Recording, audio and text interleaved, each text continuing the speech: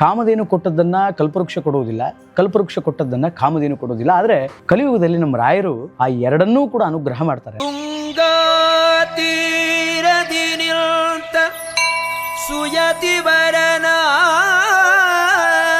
ಮೊದಲನೇದಾಗಿ ರಾಯರ ಬಗ್ಗೆ ಏನು ಹೇಳ್ತೀರಿ? ರಾಯರ ಬಗ್ಗೆ ಹೇಳೋದಾದ್ರೆ, ರಾಯರ ಮೂಲ ರೂಪ ಯಾವುದು, ಅವರು ಜಗತ್ತಿಗೆ ಬರ್ಲಿಕ್ಕೆ ಕಾರಣ ಏನು, ಜಗತ್ತಿಗೆ ಭಕ್ತರ ಉದ್ಧಾರಕ್ಕಾಗಿ ಕಲಿಯುಗದಲ್ಲಿ ವಿಶೇಷವಾಗಿ ಬಂದದ ಕಾರಣ ಏನು, ರಾಯರು ಇಷ್ಟು ಬಂದಂತ ಭಕ್ತರಿಗೆಲ್ಲ ಅನುಗ್ರಹ ಮಾಡ್ತಾ ಇದ್ದಾರೆ ಅಂದ್ರೆ, ಲಕ್ಷ್ಮೀದೇವಿ ಕೇಳಿಲ್ಲ ನಾನು ಪರಮಾತ್ಮನಿಗೆ, ನನಗೆ ಬಹಳ ಬೇಸರಿಕೆ ಆದ ಒಬ್ಬರು ಏನಾದ್ರೂ ಒಂದು ಹುಡುಗನ್ನ ನಂಗೆ ಸಹಾಯ ಕೇಳ್ರಿ ಅಂತ. ತನ್ನ ಬಲಗಿವೆಯನ್ನು ಸ್ಪರ್ಶ ಮಾಡ್ಕೊಂಡಾಗ ಏನಾಯ್ತು ಅಂದ್ರೆ, ಆ ಪರಮಾತ್ಮನ ಬಲಗಿವೆಯಿಂದ ಒಂದು ಪುಟ್ಟ ಬಾಲಕ ಜನಿಸಿದ. ಏನು ಧನ್ಯಳು ಲಕ್ಷ್ಮಿ ಎಂಥ ಮಾನ್ಯಳು ಅಂತ ದಾಸರಾಯರು ಕೊಂಡಾಡಿದ. ಸೀತಾ ಸಮೇತವಾಗಿರ್ತಕ್ಕಂತಹ ರಾಮದೇವರನ್ನ ಬ್ರಹ್ಮದೇವರು ಚಿಂತನೆ ಮಾಡಿದ ತಕ್ಷಣವೇ ಸೀತಾ ಸಮೇತನಾಗಿ ಭಗವಂತ ಬಂದು ಆ ಪೀಠದ ಮೇಲೆ ನಿಂತ್ಕೊಂಡು ಶಂಕುಕರ್ಣ ಏನು ಭಾವನೆ ಬಂತು, ಇಂಥ ಸೀತಾರಾಮರ ಪೂಜೆಯನ್ನ ನಾನು ಒಂದ್ಸರಿ ಮಾಡಬೇಕು ಅಂತ ಅಪೇಕ್ಷೆ. ಆ ಭಾವನೆ ಬಂದು ಮನಸ್ಸು ಆ ಕಡೆ ಹೋಗಿದ್ರಿಂದ ಏನಾಯ್ತು, ಹೆಂಗ್ ತಿರುಗಿ ನೋಡಿ ಬ್ರಹ್ಮದೇವರು ಅವನಿಗೆ ಶಾಪ ಕೊಡ್ತಾರೆ. ನೀನು ಅಸುರನಂತೆ ಭಾವನೆ ಮಾಡ್ತಾ ಇದೆಯಲ್ಲ, ಅಸುರ ಕುಲದಲ್ಲಿ ಹುಟ್ಟು. ವಿಷ ಹಾಕಿ ಕೊಲ್ಲೋದಕ್ಕೆ ಪ್ರಯತ್ನ ಪಟ್ಟರು, ಬೆಂಕಿಯಲ್ಲಿ ಹಾಕಿ ಕೊಲ್ಲೋದಕ್ಕೆ ಪ್ರಯತ್ನ ಪಟ್ಟರು, ಹಾವುಗಳಿಂದ ಕಚ್ಚಿಸಿ ಕೊಲ್ಲೋದಕ್ಕೆ ಪ್ರಯತ್ನ. ವಿಷ ಕುಡಿದವರೆಲ್ಲರೂ ಸಾಯಲ್ಲ, ಅದಕ್ಕೆ ವಿಷದಲ್ಲಿದ್ದ ವಿಷಮತೆ ಪರಮಾತ್ಮ. ಯಾ ಕಂಬದಲ್ಲಿದ್ದಾನೆ ತೋರ್ಸ್, ಕಂಬದಲ್ಲಿದ್ದಾನೆ ಕೇಳಿದಾಗ ಅವರ ಹೆಣ್ಣುಕಶ್ಯಪ ಕೇಳಿದ್ ನಾನು ಎಲ್ಲಿದ್ದಾನೆ ನಿನ್ ದೇವರು ಅಂತ. ನನ್ನ ದೇವರು ಎಲ್ಲಿದ್ದಾನೆ ಗೊತ್ತಾ, ಎಳ್ಳು ಮುನೆಯ ಮುಳ್ಳು ಕೊನೆಯ ಪೊಳ್ಳು ಬಿಡದೆ ಒಳಗೆ ಹೊರಗೆ ಎಲ್ಲ ಠಾವಿನಲ್ಲಿ ಲಕ್ಷ್ಮೀನಲ್ಲನಿದ್ದಾನೆ. ಪ್ರಾಣಿ ಚಿಂತ್ಯಾಕ ಮಾಡ್ತಿದ್ದಿ ಚಿನ್ಮಯನಿದ್ದಾನೆ, ಚಿಂತಾರತ್ನನೆಂಬೋ ಅನಂತನಿದ್ದಾನೆ. ನರಸಿಂಹ ಪಾಹಿ ಲಕ್ಷ್ಮೀ ನರಸಿಂಹ ನರಸಿಂಹ.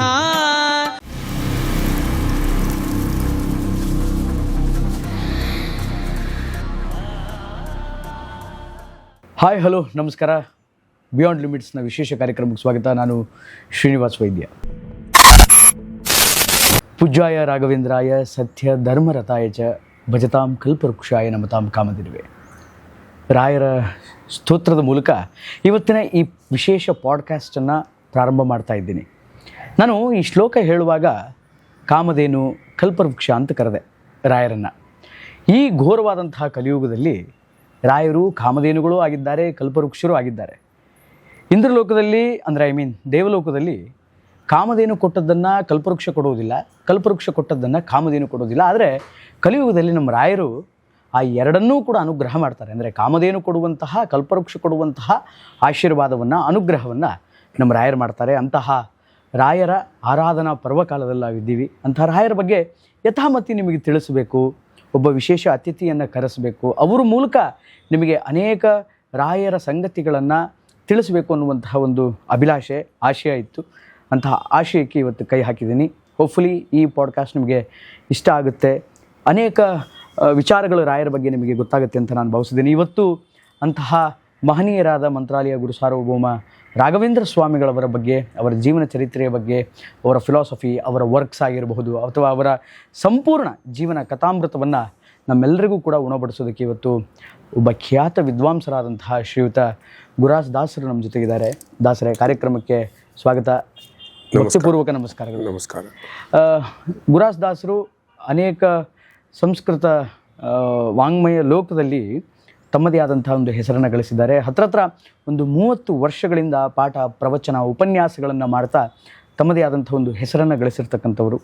ದಾಸ ಸಾಹಿತ್ಯದಲ್ಲಿ ಮತ್ತು ಸಂಸ್ಕೃತದ ಇನ್ನೂ ಅನೇಕ ಗ್ರಂಥಗಳಲ್ಲಿ ವಿಶೇಷವಾದಂತಹ ಅಧ್ಯಯನ, ವ್ಯವಸಾಯ ಅಂತಕ್ಕಂಥದ್ದು ದಾಸರಿಗಿದೆ. ಅಂತಹ ಗುರಾಸ್ ದಾಸರು ಇವತ್ತು ನಮ್ಮ ಜೊತೆಗಿದ್ದಾರೆ. ಮತ್ತೊಮ್ಮೆ ಕಾರ್ಯಕ್ರಮಕ್ಕೆ ಸ್ವಾಗತ ಮಾಡ್ತೀನಿ ದಾಸರಿಗೆ. ಮೊದಲನೇದಾಗಿ ನಾವು ಶ್ರಾವಣ ಮಾಸದಲ್ಲಿದ್ದೀವಿ. ಈ ಶ್ರಾವಣ ಮಾಸ ಅಂತಂದರೆ ಹಬ್ಬ ಹರಿದಿನಗಳ ಒಂದು ಆಗರ.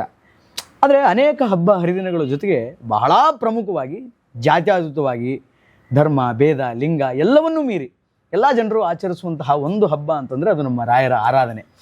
ಎಲ್ಲ ಜನರು ಕೂಡ ಅವತ್ತಿನ ದಿನ ರಾಯರ ಮಠಕ್ಕೆ ಹೋಗ್ತಾರೆ, ರಾಯರ ದರ್ಶನ ಪಡೆದುಕೊಳ್ತಾರೆ. ಅಂತಹ ರಾಯರ ಆರಾಧನೆಯ ಪರ್ವಕಾಲದಲ್ಲಿದ್ದೀವಿ.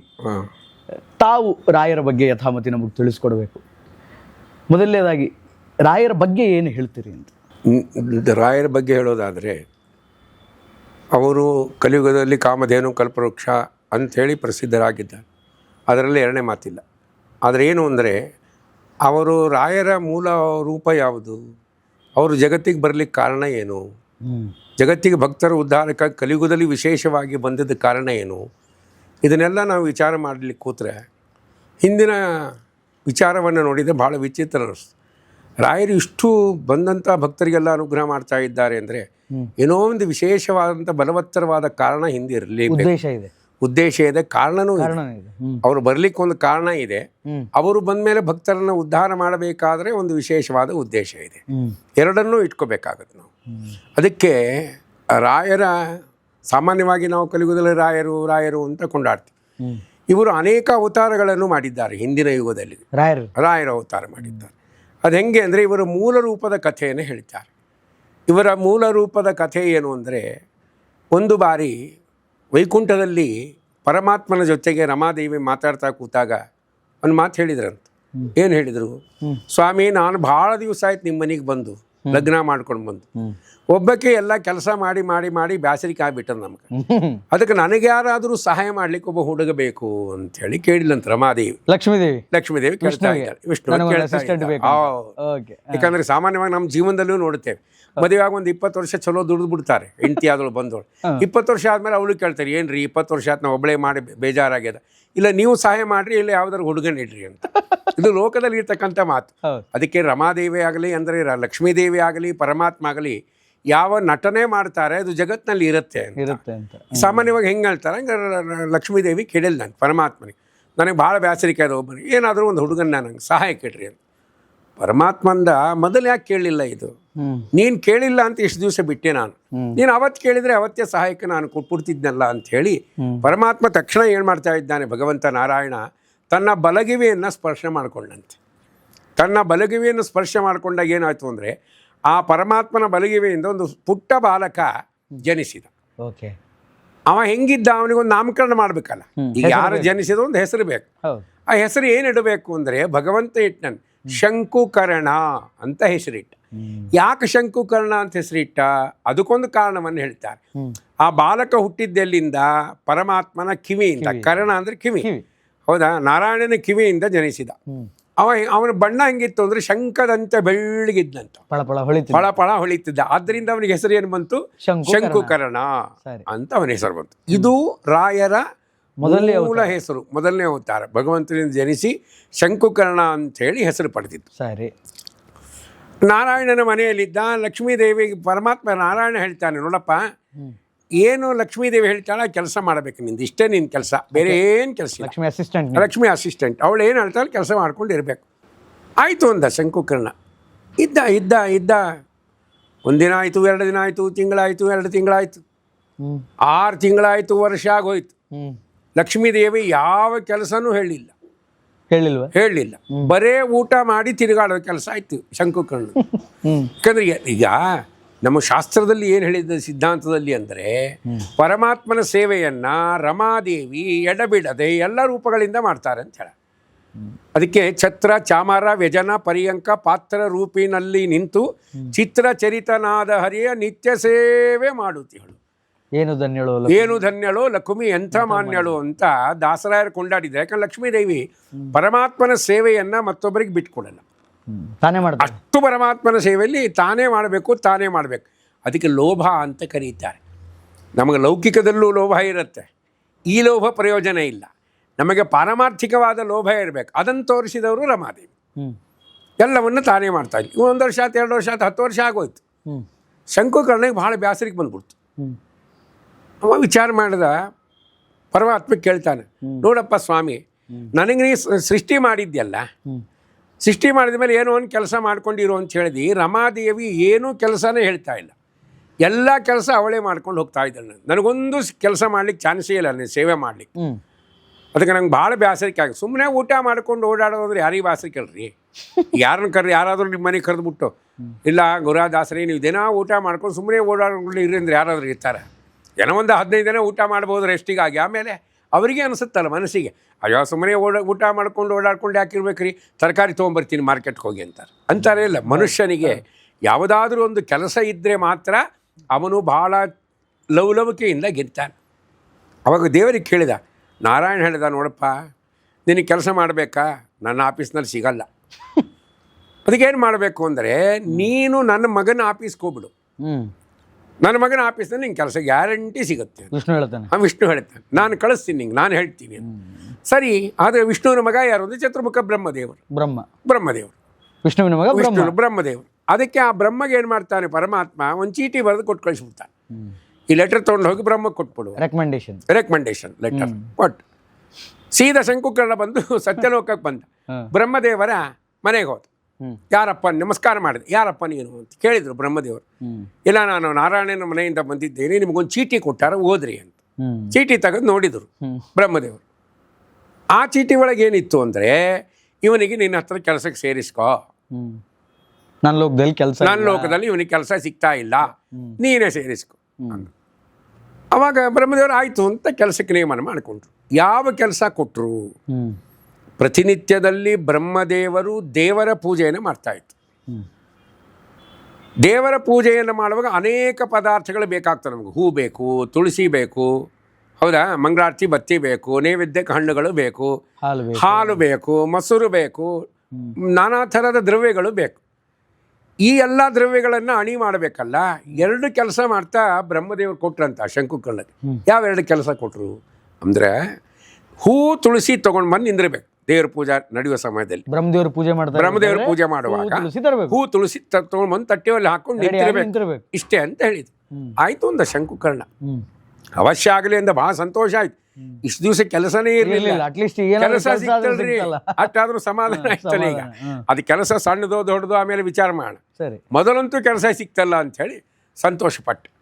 ಪ್ರತಿನಿತ್ಯದಲ್ಲಿಯೂ ಬ್ರಹ್ಮದೇವರು ಹೆಂಗೆ ಪೂಜೆ ಮಾಡ್ತಿದ್ರು ಅಂದರೆ, ನಮ್ಮ ಹಾಗೆ ಎಲ್ಲ ದೇವರ ಪ್ರತಿಮೆಗಳಿಟ್ಟು ಪೂಜೆ ಮಾಡ್ತಿರ್ಲಿಲ್ಲ ಅಂತವ್ರು. ಅವ್ರೇನು ಮಾಡ್ತಿದ್ರು, ತಮ್ಮ ದೇವರ ಮನೆ ಅಂತ ಒಂದಿತ್ತು, ದೇವರ ಮನೆಯಲ್ಲಿ ದೇವರ ಪೀಠ ಅಂತ ಒಂದಿತ್ತು.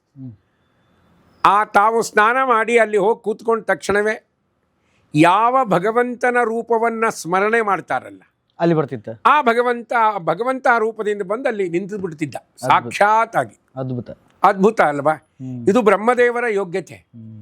ಬ್ರಹ್ಮದೇವರು ಆ ಭಗವಂತನನ್ನ ಸಾಕ್ಷಾತ್ ಆಗಿ ನೋಡೇ ಪೂಜೆ ಮಾಡ್ತಾ ಇದ್ರು. ಅಂದ್ರೆ ವಿಷ್ಣುವಿನ ಯಾವ ರೂಪವನ್ನು ಅವರು ಚಿಂತನೆ ಮಾಡ್ತಿದ್ರು, ಆ ಚಿಂತನೆಯ ಸ್ವರೂಪ ಅಲ್ಲಿ ಕಾಣಿಸ್ತಿತ್ತು. ಆ ರೂಪದಿಂದಲೇ ದೇವರ ಮನೆಯಲ್ಲಿ ಆ ಪೀಠದಲ್ಲಿ ರಾಮ ಅಂದ್ರೆ ರಾಮ, ಕೃಷ್ಣ ಅಂದ್ರೆ ಕೃಷ್ಣ, ನರಸಿಂಹ ಅಂದ್ರೆ ನರಸಿಂಹ, ವಿಠಲ ಅಂದ್ರೆ ವಿಠಲ. ಎಷ್ಟು ಭಗವದ್ ರೂಪಗಳಿವೆ, ಅನೇಕವಾದ ಭಗವದ್ ರೂಪಗಳು. ಅದನ್ನೆಲ್ಲ ಬಲ್ಲವರು ಬ್ರಹ್ಮದೇವರೇ. ನಮಗೆ ಕೆಲವು ಮಾತ್ರ ರೂಪಗಳ ಹೆಸರು ಪರಿಚಯ, ಬೇರೆ ರೂಪಗಳ ಹೆಸರು ನಮಗೆ ಪರಿಚಯ ಇಲ್ಲ. ಬ್ರಹ್ಮದೇವರು ಯಾವ ರೂಪವನ್ನು ಸ್ಮರಣೆ ಮಾಡ್ತಾರೆ ಆ ರೂಪದಿಂದ ಬಂದು ನಿಲ್ತಾ ಇದ್ದ ಭಗವಂತ. ಪ್ರತಿನಿತ್ಯದಲ್ಲೂ ಅರ್ಚನೆ ಮಾಡಬೇಕು ದೇವರಿಗೆ. ಪರಮಾತ್ಮನ ಸ್ಮರಣೆಯನ್ನು ಮಾಡ್ತಾ, ಮಹಿಮೆಗಳನ್ನು ಕೊಂಡಾಡ್ತಾ ಅರ್ಚನೆ ಮಾಡ್ತಾ ಇದ್ರು. ಅರ್ಚನೆ ಮಾಡುವಾಗ ಏನು ಮಾಡ್ತಾ ಇದ್ರು, ಹೂ ತಟ್ಟೆ ಕಡೆ ನೋಡ್ತಾ ಇರಲಿಲ್ಲ ಅವರು, ಪರಮಾತ್ಮನ ಕಡೆ ನೋಡೇ ಹೂಗಳನ್ನು ಹಿಂಗೆ ತೊಗೊಂಡು ಅರ್ಚನೆ ಮಾಡ್ತಾ ಇತ್ತು. ಗಮನ ಎಲ್ಲಿರ್ತಿದ್ರು ಬ್ರಹ್ಮದೇವರದು ಅಂದರೆ ಪರಮಾತ್ಮ ಇರ್ತಿತ್ತು, ದೇವರ ಕಡೆನೇ ಹಿಂಗೆ ನೋಡ್ತಾ ಇಲ್ಲ, ತಟ್ಟೆಯಲ್ಲಿ ಹೂ ತೊಗೊಂಡು ಹಿಂಗೆ ಅರ್ಚನೆ ಮಾಡ್ತಾಯಿತ್ತು. ಹಿಂಗೆ ಕೆಲವು ವರ್ಷಗಳ ಕಾಲ ನಡೀತು. ಒಂದು ದಿವಸ ಬ್ರಹ್ಮದೇವರು ಏನು ಮಾಡಿದರು, ಸೀತಾರಾಮರ ರೂಪದ ಚಿಂತನೆ ಮಾಡಿದರು. ರಾಮದೇವರು ಸೀತಾದೇವಿ, ಸೀತಾ ಸಮೇತವಾಗಿರ್ತಕ್ಕಂತಹ ರಾಮದೇವರನ್ನು ಬ್ರಹ್ಮದೇವರು ಚಿಂತನೆ ಮಾಡಿದ ತಕ್ಷಣವೇ ಸೀತಾ ಸಮೇತನಾಗಿ ಭಗವಂತ ಬಂದು ಆ ಪೀಠದ ಮೇಲೆ ನಿಂತ್ಕೊಂಡ. ವಿಶೇಷವಾಗಿ ಭಗವಂತನ ಪೂಜೆ ಮಾಡ್ತಾ ಇದ್ದಾರೆ, ಅರ್ಚನೆ. ಅವರು ಸೀತಾರಾಮರ ಪೂಜೆ ಮಾಡುವಾಗ ಶಂಕುಕರ್ಣ ದಿನಾ ಭಗವಂತನ ರೂಪಗಳನ್ನು ನೋಡ್ತಾ ಇದ್ದ, ಪಕ್ಕಕ್ಕೆ ಅಸಿಸ್ಟೆಂಟ್ ಅಲ್ಲ, ನೋಡ್ತಾ ಇದ್ದ. ಇವತ್ತವನ ಮನಸ್ಸಲ್ಲಿ ಒಂದು ಭಾವನೆ ಬಂತು. ಏನು ಭಾವನೆ ಬಂತು? ಶಂಕುಕರ್ಣ ಏನು ಭಾವನೆ ಬಂತು? ಇಂಥ ಸೀತಾರಾಮರ ಪೂಜೆಯನ್ನು ನಾನು ಒಂದ್ಸರಿ ಮಾಡಬೇಕು ಅಂತ ಅಪೇಕ್ಷೆ ಆಯಿತು. ಮನಸ್ಸಲ್ಲಿ ಭಾವನೆ ಬಂದ್ಬಿಡ್ತು. ಆ ಭಾವನೆ ಬಂದು ಮನಸ್ಸು ಆ ಕಡೆ ಹೋಗಿದ್ದರಿಂದ ಏನಾಯ್ತು ರೀ, ಈ ತಟ್ಟೆಗಳ ಹೂ ತುಳಸಿ ಎಲ್ಲ ಖಾಲಿಯಾಗಿ ಹೋಗ್ಬಿಟ್ಟಿತ್ತು. ಅವ ನೋಡೇ ಇಲ್ಲ ಪಾಪ, ಆ ಕಡೆ ಗಮನ ಇದೆ ಶಂಕುಕರ್ಣ ಮನಸ್ಸೆಲ್ಲ ಅಲ್ಲೇ ಆ ಕಡೆನೇ ಇದೆ. ನಾನು ಪೂಜೆ ಮಾಡಬೇಕು ಒಂದ್ಸರಿ, ಇಂಥ ರಾಮದೇವರ ಸೀತಾದೇವ ಪೂಜೆ ಮಾಡಬೇಕು ಅಂತ ಅಪೇಕ್ಷೆ. ಮನಸ್ಸೆಲ್ಲ ಅಲ್ಲೇ ಇದೆ. ತಟ್ಟೆಯಲ್ಲಿ ಹೂ ತುಳಸಿ ಖಾಲಿ ಆಗಿತ್ತು, ನೋಡಿಲ್ಲ ಅವನು, ಈ ಕಡೆ ಗಮನ ಇಲ್ಲ. ಬ್ರಹ್ಮದೇವರು ಹಿಂಗೆ ಮಾಡಿದ್ರೆ ತಟ್ಟೆ ಖಾಲಿ ಆಗಿತ್ತು. ಹಿಂಗೆ ತಿರುಗಿ ನೋಡಿ ಬ್ರಹ್ಮದೇವರು ಅವನಿಗೆ ಶಾಪ ಕೊಡ್ತಾರೆ, ಶಂಕುಕರ್ಣಿಗೆ. ಸಿಟ್ಟು ಬಂದು ಶಾಪ. ಏನು ಶಾಪ ಕೊಟ್ಟರು ಅಂದರೆ, ಏನು, ನೀನು ಅಸುರನಂತೆ ಭಾವನೆ ಮಾಡ್ತಾ ಇದೆಯಲ್ಲ, ಅಸುರ ಕುಲದಲ್ಲಿ ಹುಟ್ಟು ಅಂತ. ನಮಗೆ ಯಾವ ಯೋಗ್ಯತೆ ಇಲ್ಲವೋ ಅದನ್ನು ನಾವು ಪಡಿಬೇಕು ಅಂದರೆ ಅದು ಶಾಸ್ತ್ರ ವಿರುದ್ಧ. ಅಸುರ ಕುಲದಲ್ಲಿ ಜನಿಸು ಅಂತ ಶಾಪ ಕೊಟ್ಬಿಟ್ಟು. ಅಂದ್ರೆ ರಾಕ್ಷಸ ಕುಲದಲ್ಲಿ ಹುಟ್ಟು. ಹಾ, ಅಸುರು ಅಂದ್ರೆ ರಾಕ್ಷಸರು, ರಾಕ್ಷಸರ ಕುಲದಲ್ಲಿ ಹುಟ್ಟರು ಅಂತ ಶಾಪ ಕೊಟ್ಬಿಟ್ಟು. ಯಾವಾಗ ಶಾಪ ಬಂತೋ ಶಂಕುಕರ್ಣ ಮೈ ಮೇಲೆ ಎಚ್ಚರ ಬಂದ್ಬಿಟ್ಟು, ಅಯ್ಯೋ ನಾ ಇಂಥ ಕೆಲಸ ಮಾಡ್ಬಿಟ್ನಲ್ಲಪ್ಪ. ಆ ಕಡೆ ಮನಸ್ಸು, ಹಾ, ಹೂ ತರ್ತಿದ್ದೆ, ಹೂ ಖಾಲಿಯಾಗಿ ನೋಡ್ಕೊಂಡೇ ಇಲ್ಲ, ನೋಡ್ಕೊಂಡಿಲ್ಲ, ಇದು ನನ್ನ ತಪ್ಪಲ್ವಾ? ಶಾಪ ಬಂತು, ಪರವಾಗಿಲ್ಲ. ಬ್ರಹ್ಮದೇವರಿಗೆ ಕೇಳ್ತಾನೆ, ಸ್ವಾಮಿ ತಾವು ಅಸುರ ಕುಲದಲ್ಲಿ ಜನಿಸುವಂತ ಶಾಪ ಕೊಟ್ರಲ್ಲ, ನನ್ನ ಗತಿ ಏನು ಅಂತ. ಅದಕ್ಕೆ ಬ್ರಹ್ಮದೇವರು ಹೇಳ್ತಾರೆ ಅವನಿಗೆ, ನೋಡಪ್ಪ ನಾನು ಹೇಳಿದ್ದೇನು ಗೊತ್ತಾ, ಅಸುರ ಕುಲದಲ್ಲಿ ಜನಿಸು ಅಂತ ಹೇಳಿದ್ನೇ ವಿನಃ ಅಸುರನಾಗು ಅಂತ ಹೇಳಿಲ್ಲಲ್ಲ. ಕ್ಯಾ ಬಾತ್ ಹೈ. ಆ ಶಬ್ದಗಳಲ್ಲೂ ಕೂಡ ವಿಶೇಷವಾದ ಮರ್ಮ ಇರುತ್ತೆ. ಶಾಪದಲ್ಲೂ ವರ ಇರುತ್ತೆ, ವರ ಇರುತ್ತೆ. ಆ ಬ್ರಹ್ಮದೇವರು ಕೊಟ್ಟ ಶಾಪವೇ ನಮಗೆ ಭೂಲೋಕಕ್ಕೆ ಇವತ್ತು ಎಲ್ಲ ಭಕ್ತರಿಗೆ ವರ ಆಯ್ತದು. ಅದಕ್ಕೆ ಮಹಾಭಾರತದಲ್ಲಿ ಒಂದು ಮಾತು ಬರುತ್ತೆ, ಶಾಪವೋ ವರವೋ ಅಂತ. ಅನೇಕ ಕಡೆ ಶಾಪ ಬಂದಿದ್ದ ಇದ ಮಹಾಭಾರತದಲ್ಲಿ. ಅದೆಲ್ಲ ಅವರಿಗೆ ಶಾಪ ಅಂತ ನಾವು ತಿಳ್ಕೊಂಡ್ರೆ ನಮ್ಮ ಭಕ್ತರಿಗೆಲ್ಲ ಅದು ವರವಾಗಿ ಪರಿಣಮಿಸಿದೆ. ಹಂಗೆ ಇಲ್ಲಿ ಶಂಕುಕರ್ಣಿಗೆ ಬಂದಂಥ ಶಾಪ ನಮ್ಮಂಥ ಭಕ್ತರಿಗೆ ಕಲಿಯುಗದಲ್ಲಿ ಏನಾಯ್ತದು, ವರ ಆಯ್ತು. ಅದಕ್ಕೆ ಹೇಳ್ತಾರೆ, ನಾ ನೀ ಅಸುರ ಕಾಲದಲ್ಲಿ ಹುಟ್ಟು ಅಂತ ಹೇಳಿದ್ದೇನೆ ವಿನಃ ಅಸುರನಾಗು ಅಂತ ಹೇಳಿಲ್ಲಲ್ಲ ಅಂತ. ಹಾಗಾದ್ರೆ ಇದೇನು ಅರ್ಥ ರೀ ಅಂತ ಪ್ರಶ್ನೆ. ಮತ್ತೆ ಅನೇಕ ಜನ ರಾಯರೇ ಅಸುರ ಕುಲದಲ್ಲಿ ಹುಟ್ಟಿದ್ರೆ ಅನ್ಕೊಂಡ್ಬಿಡ್ತಾರೆ. ಇನ್ನು ಅನೇಕ ರಾಯರು ಅಸುರರಲ್ಲ, ಅಸುರ ಕುಲದಲ್ಲಿ ಬಂದವರಷ್ಟೇ. ಅದರ ಅರ್ಥ ಹೇಳಿದ್ದಾರೆ. ಅಸು ಅಂದರೆ ವಾಯುದೇವರು, ಅಸುವನ ಶಬ್ದಕ್ಕೆ ಏನಕ್ಕರ್ಥ ವಾಯುದೇವರು. ರಾ ಅಂದರೆ ರಮಣ ಮಾಡೋದು ಅಂತ.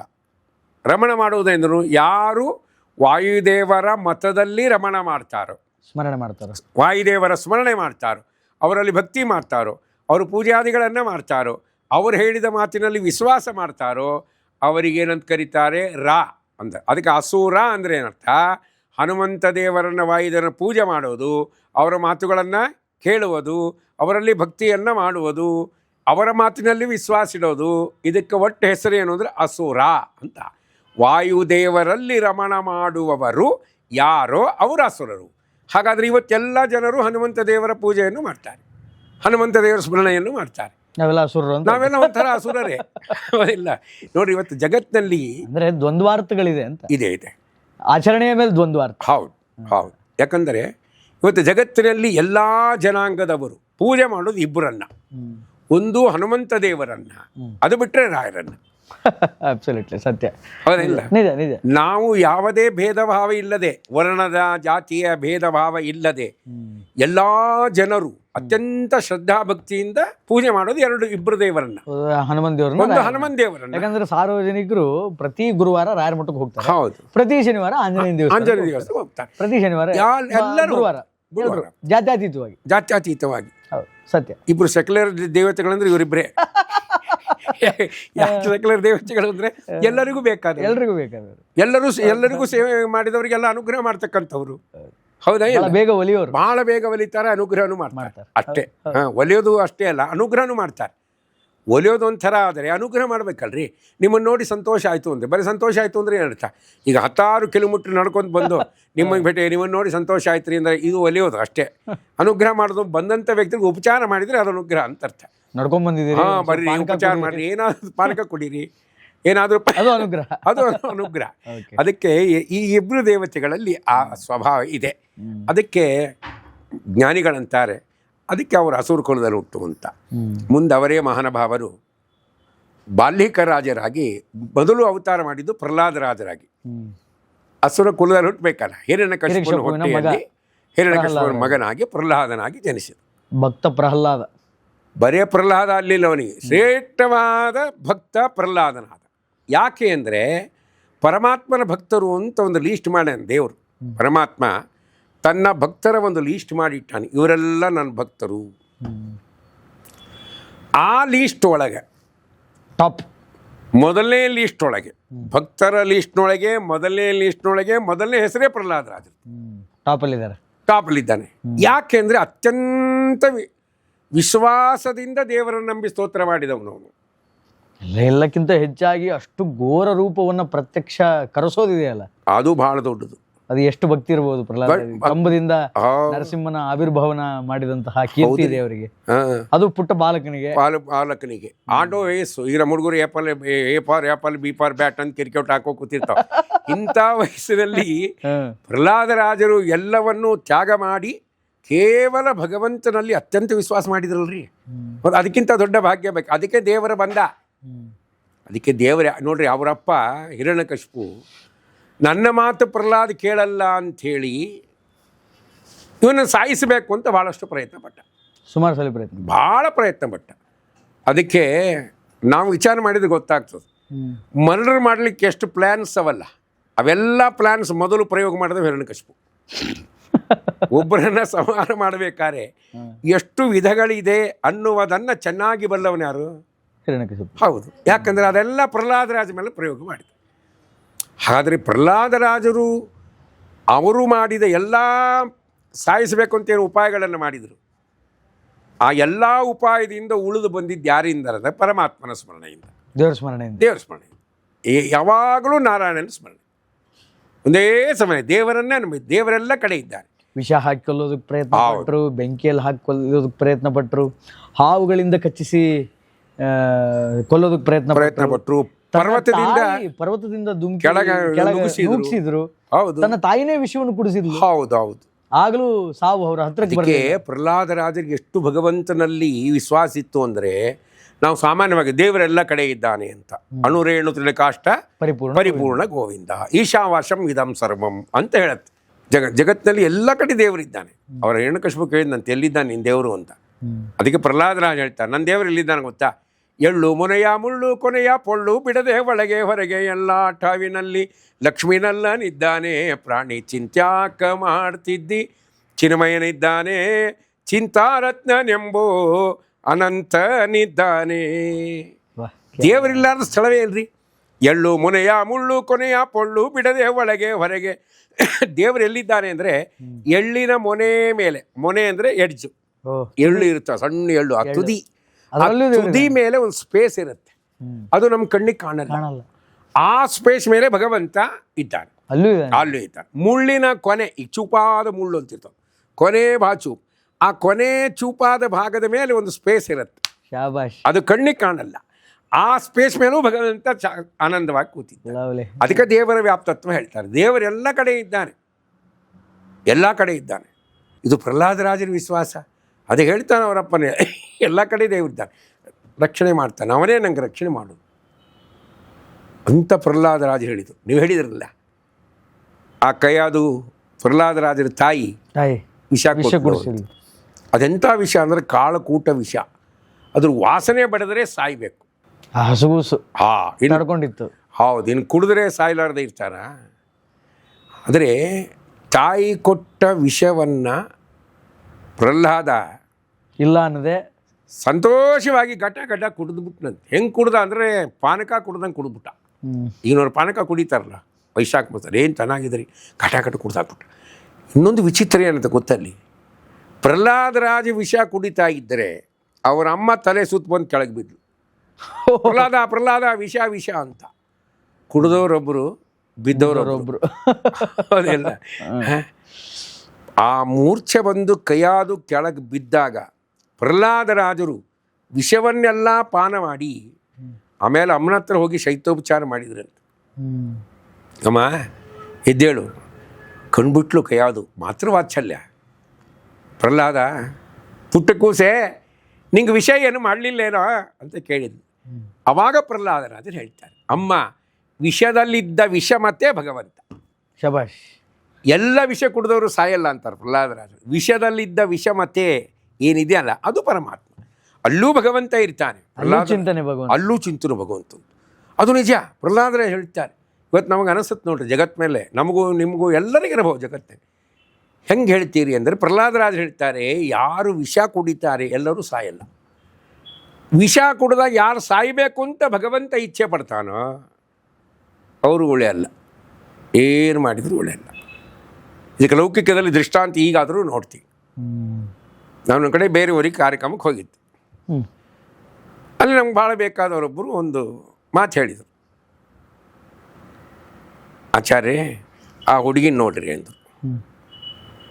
ನಾನು ಹುಡುಗಿನ ಯಾಕೆ ನೋಡಲಿ ಅಂತ ನಾನು ಇಲ್ಲ ನೋಡ್ರಿ ಆಮೇಲೆ ಕತೆ ಹೇಳ್ತೀನಿ. ಸರಿ ನೋಡ್ರಿ ಹೇಳ್ರಿ ಅಂತ. ಇಲ್ಲ ಹುಡುಗಿ 6 ತಿಂಗಳಿಂದ ವಿಷ ಕುಡ್ದಿತ್ತು, ಬದುಕ್ಯದ. ವಿಷ ಕುಡಿಯೋಕ್ಕಿಂತ ಮೊದಲು ತಳ್ಳಗಿದ್ಲು, ಆಮೇಲೆ ದಪ್ಪ ಆಗಿಬಿಟ್ಟಾಳ್ರಿ ಅಂತ ಹೇಳಿ. ನಂದು ನೀವು ಒಂದು 1/2 ಲೀಟ್ರ್ ಕುಡೀರಿ ಅಂತ. ಅವರು ತಳ್ಳಗಿತ್ತು. ಅಲ್ಲದೆ ನೀವು ಹಾಗಾದರೆ ಇದರ ಅರ್ಥ ಏನು ಅಂದರೆ ವಿಷ ಕುಡಿದವರೆಲ್ಲರೂ ಸಾಯಲ್ಲ. ಅದಕ್ಕೆ ವಿಷದಲ್ಲಿದ್ದ ವಿಷಮತೆ ಪರಮಾತ್ಮ. ಅವನು ಇಚ್ಛೆ ಪಟ್ಟರೆ ಸಾಯ್ತಾರೆ, ಇಲ್ಲಂದರೆ ಇಲ್ಲ.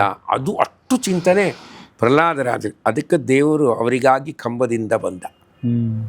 ಯಾ ಕಂಬದಲ್ಲಿದ್ದಾನೆ ತೋರ್ಸ್, ಕಂಬದಲ್ಲಿದ್ದಾನೆ ಅಂತ ಕೇಳಿದಾಗ ಅವ ಏನು ಮಾಡಿದ? ಎಲ್ಲ ಕಡೆ ದೇವರಿದ್ದಾನೆ. ಅವನು ಕೇಳಿದ ಈ ಕಂಬದಲ್ಲಿದ್ದಾನೆ, ಈ ಕಂಬದಲ್ಲಿದ್ದಾನೆ, ಎಲ್ಲ ಕಂಬದಲ್ಲಿದ್ದಾನೆ ಅಂತ ಪ್ರಹ್ಲಾದರಾಜ. ಅದಕ್ಕೆ ನಮ್ಮ ಗುರುಗಳು ಹೇಳೋರು, ಪ್ರಹ್ಲಾದರಾಜಿಗೆ ಎಲ್ಲ ಕಡೆ ಇದ್ದಾನೆ ಜ್ಞಾನ ಅಂತ ಹೇಳಿದರು. ಒಂದ್ಸರಿ ಹಿಂದಕ್ಕೆಲ್ಲ ಪೌರಾಣಿಕ ನಾಟಕಗಳು ಅಂತ ಆಗ್ತಿದ್ದವು ರೀ. ಅದಕ್ಕೆ ಆಗ್ತಿದ್ದು ಪೌರಾಣಿಕ ನಾಟಕಗಳು ಅಂತ.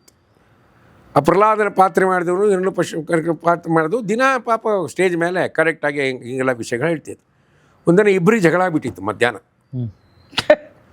ಪಾತ್ರ ಮಾಡೋರು ಇಬ್ಬರು ಜಗಳ ಆಗ್ಬಿಟ್ಟಿತ್ತು. ರಾತ್ರಿ ಬಾಂಬಗಾರಿ ಮಾಡ್ತೀನಿ ಅಂಥೇಳಿ ಆ ಪ್ರಹ್ಲಾದನ ಪಾತ್ರ ಮಾಡಿದವನು ಕಾಯ್ಕೋದು ಕೂತಿದ್ದ. ಸೀನ್ ಬಂತು ಸ್ಟೇಜ್ ಮೇಲೆ. ಏನು 1000 ಜನ ನೋಡ್ಲಿಕ್ಕೆ ಬಂದ್ಬಿಟ್ಟು, ಈ ಕಂಬದಲ್ಲಿದ್ದಾನ ಅಂತ ಕೇಳಿದ್ರು. ಅದಕ್ಕೆ ಪ್ರಹ್ಲಾದರಾಜರಂದು ಪಾತ್ರ ಮಾಡ್ದವ ಹೇಳ್ತಾನೆ, ಮನೆ ಕಟ್ಸಿದವ್ರು ಯಾರು? ನೀ ಹೇಳ್ತಾನೆ, ಎಲ್ಲಿದ್ದಾನೆ ನಿಂಗೆ ಗೊತ್ತಿರ್ಬೇಕಲ್ಲ. ಹಾಗಾದರೆ ಏನರ್ಥ ಅಂದರೆ ಪ್ರಹ್ಲಾದರಾಜರು ಸರ್ವತ್ರದಲ್ಲಿ ಭಗವಂತನ ಚಿಂತನೆ ಮಾಡಿದರು. ಮತ್ತು ದೇವರನ್ನು ಕಂಬದಿಂದ ಇದ್ದಾನೆ ಅಂತ. ಹಾಗಾದ್ರೆ ಬರ್ತಾನೆ ಅಂತ ಎಷ್ಟು ವಿಶ್ವಾಸ ರೀ ನಮಗೆ. ಆ ಭಕ್ತಿ ಇರಬೇಕು, ಭಗವಂತ ನಮ್ಮಲ್ಲಿ ಅಚಲವಾದ ಭಕ್ತಿ ಇರಬೇಕು. ಗುರುಗಳು ಹೇಳಿದ ಮಾತಿನ ಮೇಲೂ ವಿಶ್ವಾಸ ಇರಬೇಕು. ನಾರದರು ಉಪದೇಶ ಮಾಡಿದ್ರಲ್ವ, ಎಲ್ಲ ಕಡೆ ದೇವರಿದ್ದಾನೆ, ಎಲ್ಲನೂ ರಕ್ಷಣೆ ಮಾಡುವನು ದೇವರು ಅಂತ.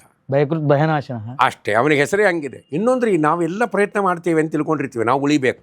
ಈಗ ಯಾರೋ ಒಬ್ಬರು ಸೀರಿಯಸ್ ಆಗಿರ್ತಾರೆ, ಆ ಪೇಷಂಟ್ ಕರ್ಕೊಂಡು ಆಸ್ಪತ್ರೆಗೆ ಹೋಗ್ತಾರೆ, ಎಲ್ಲ ಪ್ರಯತ್ನ ಮಾಡ್ತಾರೆ. ಅವನು ಬಂಧು ಬಳಗ ವೈದ್ಯರಿಗೆ ಹೇಳ್ತಾರೆ, ಅವರು ಡಾಕ್ಟ್ರಿಗೆಲ್ಲ ಹೇಳ್ತಾರೆ, ಸ್ವಾಮಿ ಏನೇ ಮಾಡಿ ಉಳಿಸ್ರಿ ಅಂತ. ಪಾಪ ಅವರು ತಮ್ಮ ಎಲ್ಲ ವಿದ್ಯೆಯನ್ನು ಪ್ರಯೋಗ ಮಾಡಿ ಎಲ್ಲ ಟ್ರೀಟ್ಮೆಂಟ್ ಕೊಟ್ಬಿಡ್ತಾರೆ. ಕೊನೆಗೆ ಒಂದು ಹಂತಕ್ಕೆ ಬಂದಾಗ ನಿರ್ಣಯ ತಗೋತಾರೆ. ಏನು ನಿರ್ಣಯ ತಗೋತಾರೆ? ದೇವ್ರ ಕೈಲಿದೆ ನೋಡ್ರಿ, ನಾವು ಮಾಡೋದೆಲ್ಲ ಮಾಡಿಬಿಟ್ಟಿವಿ, ಮೆಡಿಕಲ್ ಒಳಗೆ ಅವ್ರಿಗೇನು ಉಳಿದಿಲ್ಲ, ಎಲ್ಲ ಪ್ರಯೋಗ ಮಾಡಿವಿ, ಇನ್ನು ದೇವರೇನು ನನ್ನ ನಂಬರಿ ಕಾಪಾಡಬೇಕು ಅವನಿಗೆ ಅಂತ. ಎಂಥ ವ್ಯಕ್ತಿಗಳಾದರೂ ಕೊನೆಗೆ ನಾವು ವಿಶ್ವಾಸ ಮಾಡೋದಲ್ಲೇ ದೇವರಲ್ಲಿ. ಈ ರೀತಿಯಾಗಿ ಪ್ರಹ್ಲಾದರಾಜರಂದಾಗ ಅವಶ್ಯವಾಗಿ ಕರಿ. ಅಂದರೆ ಶಂಕುಕರ್ಣನ ಶಾಪದ ಅವತಾರವೇ ಪ್ರಹ್ಲಾದರಾಜ. ಹೌದು. ಈ ಪ್ರಹ್ಲಾದರಾಜರ ಆದಮೇಲೆ ಹೇಳ್ತೀನಿ ಮತ್ತೆ ಮತ್ತು ಅವತಾರಗಳಿದೆ ಇದೆ. ಆಗ ನರಸಿಂಹದೇವ ಕಂಬದಿಂದ ಯಾಕೆ ಬಂದ ಬಾ ಅಂದರೆ ಮತ್ತೊಂದು ಪ್ರಶ್ನೆ ಬರುತ್ತಲ್ವ. ಪ್ರಹ್ಲಾದರಾಜರು ದೇವರನ್ನ ಕರೆಯುವಾಗ ಎಷ್ಟು ದೊಡ್ಡ ಭಗವದ್ ಭಕ್ತನಾಗಲೇ ನಿಮ್ಗೊಂದು ಮಾತು ಹೇಳಿದೆ, ಭಕ್ತರ ಲೀಸ್ಟ್ನಲ್ಲಿ ಮೊದಲನೇ ಹೆಸರಿದೆ, ಫಸ್ಟ್ ಲೀಸ್ಟ್ನಲ್ಲಿ ಅಂತ. ಯಾಕೆ ಅಂದರೆ ನಾವು ಸಾಮಾನ್ಯವಾಗಿ ದೇವರಲ್ಲಿ ಪ್ರಾರ್ಥನೆ, ನಮಗೆ ರಕ್ಷಣೆ ಮಾಡಪ್ಪ, ಕಷ್ಟ ಪರಿಹಾರ ಮಾಡೋ ಸ್ವಾಮಿ, ನೀನು ಸ್ಮರಣೆ ಮಾಡ್ತೇವೆ ಅಂತ ಕೇಳ್ತೀವಿ. ಅದು ಪ್ರಹ್ಲಾದರಾಜರು ಹಂಗೆ ಕೇಳಲಿಲ್ಲರಿ. ಸ್ವಾಮಿ ನೀನು ಸರ್ವತ್ರದಲ್ಲಿ ವ್ಯಾಪ್ತ ಅಂತ ವೇದ ಹೇಳ್ತಾ ಇದೆ, ಎಲ್ಲ ಕಡೆಯಲ್ಲಿ ನೀನು ಇದ್ದಿ ಅಂತ ವೇದ ಹೇಳ್ತಾ ಇದೆ. ನೀನು ಎಲ್ಲ ಕಡೆಯಲ್ಲಿ ಇದ್ದಿದ್ದು ನಿಜವಾಗಿದ್ದರೆ ಬಾ ಅಂತ ಕರೆದ್ರು. ಶಬಾಷ್, ನಿನ್ನ ಮಾತು ನೀನೇ ಸತ್ಯ ಮಾಡ್ಕೋಬೇಕು. ನನಗೆ ಪ್ರಾಣ ಹೋಗುತ್ತೆ ಅಂತ ನಾ ಹೆದರಲ್ಲ, ಹೋಗುತ್ತೆ ಪ್ರಾಣ, ರಕ್ಷಣೆ ಮಾಡೋರು ನೀನೇ ತಾನೇ. ಪ್ರಾಣ ಹೋಯ್ತು, ಮತ್ತೊಂದು ದೇಹ ಕೊಟ್ಟು ರಕ್ಷಣೆ ಮಾಡೋರು ಯಾರು? ನೀನು ತಾನೇ. ನನ್ನ ಪ್ರಾಣ ಉಳಿಸ್ಕೋಬೇಕು ಅಂತ ನಾನು ಹಿಂಗೆ ಕರೀತಾ ಇಲ್ಲ, ವೇದ ಹೇಳಿದೆ ಅಲ್ವಾ. ವೇದ ಸುಳ್ಳಬಾರ್ದು. ವೇದನೇ ನಿನ್ನ ಮಾತುಗಳೇ ವೇದಗಳ ಮಾತುಗಳೇ ನಿನ್ನ ಮಾತುಗಳು. ಆ ವೇದದ ಮಾತು ನಿಜವಾಗಿ ಸತ್ಯ ಆಗಬೇಕಾಗಿದ್ದರೆ ಹೊರಗೆ ಬಾ, ಇಲ್ಲ ಬರಬೇಡ.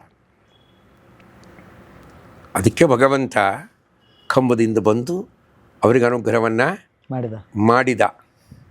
ಅಲ್ರಿ, ಇನ್ನೊಂದು ಕೊನೆ ಮಾತು ಹೇಳ್ತೀನಿ. ಪ್ರಹ್ಲಾದರಾಜರನ್ನು ಹಿರಣ್ಯಕಶಿಪುನ ಸಂಹಾರ ಆಯಿತು, ಪ್ರಹ್ಲಾದರಾಜರಿಗೆ ಸಿಂಹಾಸನ ಕೊಟ್ಟ ದೇವರು, ಎಲ್ಲ ಆಯಿತು. ಇನ್ನೇನು ಹೊರಡಬೇಕು ನರಸಿಂಹದೇವರು ರಮಾ ಸಮೇತ ವೈಕುಂಠಕ್ಕೆ ಹೊರಡಬೇಕು. ಆವಾಗ ಪ್ರಹ್ಲಾದರಾಜರನ್ನು ನೋಡಿ ಕರೆದಂತೆ ದೇವರು, ಪ್ರಹ್ಲಾದ ವೈಕುಂಠಕ್ಕೆ ಹೋಗೋಣ ಬಾ, ಕರ್ಕೊಂಡು ಹೋಗ್ಬಿಡ್ತೀನಿ. ಇಲ್ಲೇನು ಮಾಡ್ತೀನಿ? ಸಂಸಾರದಲ್ಲಿ ಭಾಳ ಗಲಾಟೆ, ಗುದ್ದಾಟ, ಟೆನ್ಷನ್ ಮಯ, ಹೌದಿಲ್ಲ? ಯಾರಿಗೆ ನೆಮ್ಮದಿ ಇರಲ್ಲ. ನೋಡ್ರಿ, ಸ್ವಲ್ಪ ವರ್ಷಗಳ ಹಿಂದೆ ನನಗೆ ಯಾರೋ ಮೊನ್ನೆ ಒಬ್ಬರು ನಿಮ್ಮಂಥವ್ರು ಕೇಳಿದರು, ಈ ಎಲ್ಲರಿಗೆ ಯಾಕೆ ರೋಗ ರುಜಿ ನಾಜಿಗಳು ಭಾಳ ಬರ್ತಾವೆ ಅಂತ ಕೇಳಿದ್ರು. ಪಾಪ ಏನೋ ಆತ್ಮೀಯತೆ. ಸ್ವಲ್ಪ ವರ್ಷಗಳ ಹಿಂದಿನವರೆಲ್ಲ ಸುಖವಾಗಿ ಬಾಳಿದರು. ನಮ್ಮ ಹಿರಿಯರು, ನಮ್ಮ ತಂದೆಯವರು, ಅವರ ತಂದೆಯವರು, ದೀರ್ಘಾಯಸ್ಸಿನೊಂದಿಗೆ ಆನಂದವಾಗಿ ಬಾಳಿದ್ರು, ಪೂರ್ತಿ ಆಯುಷ್ಯವನ್ನು ಅನುಭವಿಸಿದ್ರು. ಸಾಯೋ ತನಕನೂ ಆರೋಗ್ಯವಾಗಿದ್ದು ಕೆಲಸ ಮಾಡ್ತಾ ತಮ್ಮ ದೇವರ ಸೇವೆಯನ್ನು ಮಾಡ್ತಾ ಎಲ್ಲವನ್ನೂ ಮಾಡಿ ಸುಖವಾಗಿ ಸತ್ತರವರು. ಹೌದಾ? ಯಾಕೆ ಯಾಕೆ ಹಂಗಾಗ್ತಾ ಇಲ್ಲ ಅಂತ ಕೇಳಿದ್ರು ಒಬ್ಬರು. ಪಾಪ ಅದಕ್ಕೆ ನಾನು ಹೇಳಿದೆ, ಹಿಂದಿನವರಿಗೆ ಪೇಷನ್ಸ್ ಇರ್ತಿತ್ತು, ಅದಕ್ಕೆ ಅವರು ಸುಖವಾಗಿದ್ದರು. ಈಗಿನವ್ರಿಗೆ ಪೇಷನ್ಸ್ ಇಲ್ಲ, ಎಲ್ಲರೂ ಪೇಷಂಟ್ ಆಗ್ಯಾರ ಈಗ. ಆ ತಾಳ್ಮೆ ಅನ್ನೋದು ಪ್ರಹ್ಲಾದರಾಜರು ತೋರಿಸ್ಕೊಟ್ರು ಎಲ್ಲರಿಗೆ. ಎಷ್ಟು ತಾಳ್ಮೆ ಇರಬೇಕಲ್ವ, ಎಂತೆಂಥ ಕಷ್ಟ ಬಂದರೆ ತಾಳಿದ್ರು. ದೇವ್ರು ಕರೆದ, ಪ್ರಹ್ಲಾದ ಹೋಗೋಣ ಬಾ ಬೈಕೊಂಡ್ರು. ಯಾಕೆ ಇಲ್ಲಿ ಒದ್ದಾಡ್ತು ಸುಮ್ಮನೆ, ಕರ್ಕೊಂಡೋಗ್ತೀವಿ, ವೆಹಿಕಲ್ ಬಂದದಲ್ಲ ನಂದು, ಬಾ. ನಾ ಬರಲ್ಲ ಸ್ವಾಮಿ ಅಂದ್ರೆ. ಯಾಕೆ ಬರಲ್ಲ, ಯಾಕಂತ ಕೇಳಿದೆ, ಅದು ಮುಂದೆ ಹೇಳ್ತಾನೆ ಪ್ರಹ್ಲಾದ, ಸ್ವಾಮಿ ಅಲ್ಲೋ ಫ್ರಂಟ್ ಸೈಡ್ ಕೂತ್ಕೊಂಡ್ಬಿಡಪ್ಪ ವೆಹಿಕಲ್ನಾಗ, ನಾನು ಲಕ್ಷ್ಮಿ ಹಿಂದೆ ಕೂಡ್ತೀವಿ ಅಲ್ಲ ದೇವ್ರು. ಈಗಲೇ ಕೆಲವರು ಅಂತಾರಲ್ಲ, ಮುಂದೆ ಕೂಡ ಮುಂದೆ ಕೊಡ್ರಿ, ಗೌರವ, ಒಂದು ಭಾಳ ಪ್ರೀತಿ ಇದ್ರೆ ಮುಂದೆ ಕೊಡೋ ಅಂತ ಹುಡುಗನಿಗೆ. ಆ ರೀತಿ ದೇವರನ್ನ ಮುಂದೆ ಕೂಡಪ್ಪ, ಫ್ರಂಟ್ ಸೈಡ್ ಕೂತ್ಬಿಡು, ಬ್ಯಾಕ್ ಸೀಟ್ನ ನಾನು ಲಕ್ಷ್ಮಿ ಕೂತ್ಕೊಂಡು ಹೋಗ್ಬೇಡ ಬಾ. ಪ್ರಹ್ಲಾದ ಬರಲ್ಲ. ಯಾಕೆ ಅಂತ ಪ್ರಶ್ನೆ ಮಾಡಿದ ದೇವರು. ನೀವು ಕೇಳಿದ್ರಲ್ಲ ಯಾಕೆ? ಅವಾಗ ಹೇಳ್ತಾರೆ ಪ್ರಹ್ಲಾದ, ಸ್ವಾಮಿ ನನ್ನನ್ನು ನಂಬಿದವರು ಅನೇಕ ಜನ ಇಲ್ಲಿ ಇದ್ದಾರೆ, ಇವ್ರನ್ನೆಲ್ಲರನ್ನ ಕರ್ಕೊಂಡು ವೈಕುಂಠಕ್ಕೆ ಬರ್ತೀನಿ, ನಾ ಒಬ್ಬನೇ ಬರಲ್ಲ ಅಂತ. ಅವನಿಗೆ ಕುಹಯೋಗ ಅಂತ ಬಂತು, ದೊಡ್ಡ ಯೋಗ ಅದು, ಭಾಳ. ಅದಕ್ಕೆಲ್ಲ ಅಷ್ಟಂದ್ರೆ ಏನು ಬಂದರೆ ಸುಟ್ಟು ಸಾಯ್ಬೇಕು, ಅವನು ಬೆಂಕಿ ರೂಪದಲ್ಲಿ ಬರ್ತದೆ, ಚೆಂಡಿನ ರೂಪದಲ್ಲಿ. ಅದು ಅದಕ್ಕೆಲ್ಲ ಹೇಳಿದ್ದಾರೆ, ತಿಥಿ ವಾರ ನಕ್ಷತ್ರ ಹಾಗೆ ಇರಬೇಕು ಅಲ್ಲ. ಇನ್ನು ಅವನಿಗೆ ಬರುತ್ತೆ ಅಂತ ಅವನ ಆಸ್ಥಾನದಲ್ಲಿ ಎಲ್ಲ ಜ್ಯೋತಿಷಿಗಾರ ಹೇಳಿದರು, ನಿಂಗೆ ಕುಹಯೋಗ ಇದೆ, ಏನು ಮಾಡಬೇಕು ಅಂತ ಭಾಳ ಯೋಚನೆ ಮಾಡಿ ಕೊನೆಗೆ ಎಲ್ಲರೂ ನಿರ್ಣಯ ಮಾಡಿದರು. ಹೇಳಿದ್ರು ಎಲ್ಲರೂ, ನೋಡಪ್ಪ ಇದಕ್ಕೊಂದೇ ದಾರಿ, ಪರಿಹಾರ ಬೇಕಂತಿಲ್ಲ, ಒಂದು ಪರಿಹಾರ, ಇಡೀ ನಿನ್ನ ರಾಜ್ಯವನ್ನೇ ಸರ್ವಸ್ವವನ್ನೇ ಒಬ್ಬರಿಗೆ ದಾನ ಮಾಡಬೇಕು, ಉತ್ತಮರಿಗೆ. ಸರ್ವಸ್ವ ದಾನ, ರಾಜ್ಯವನ್ನೇ ದಾನ ಮಾಡಬೇಕು, ನಿಂದೆಲ್ಲ ಸರ್ವಸ್ವ, ಇಡೀ ರಾಜ್ಯವನ್ನೇ ದೊಡ್ಡವರಿಗೆ ಕೃಷ್ಣಾರ್ಪಣೆ ಬೇಕು, ಉತ್ತಮರಿಗೆ ಕೊಡಬೇಕು, ಇಡೀ ರಾಜ್ಯ ಕೊಟ್ಬಿಡೋಕೆ ಏನು ನಿಂದು ಅಂತ ಇರಬಾರ್ದು ಅಂತ ಹೇಳಿದ್ರು. ಕೃಷ್ಣದೇವರಾಯ ಯಾವಾಗ ವಿಚಾರ ಮಾಡಿ, ಯಾರಿದ್ದಾರೆ? ವ್ಯಾಸರಾಜ. ಯಾರು ಹೇಳಿದ್ರು? ವ್ಯಾಸರಾಜರಿಗೆ ಕೊಟ್ಟು. ವ್ಯಾಸರಾಜರ ಹೊತ್ತಿಗೆ ಹೋಗಿ ನಮಸ್ಕಾರ ಮಾಡಿ ಅವರಿಗೆ ಪ್ರಾರ್ಥನೆ ಅವಶ್ಯವಾಗಲ್ಲ ಅಂತ ವ್ಯಾಸರಾಜರು ತಾವು ಸ್ವೀಕಾರ ಮಾಡಿದರು. ಅವನು ಕೊಟ್ಟ ಸರ್ವಸ್ವವನ್ನು ಸ್ವೀಕಾರ ಮಾಡಿದರು.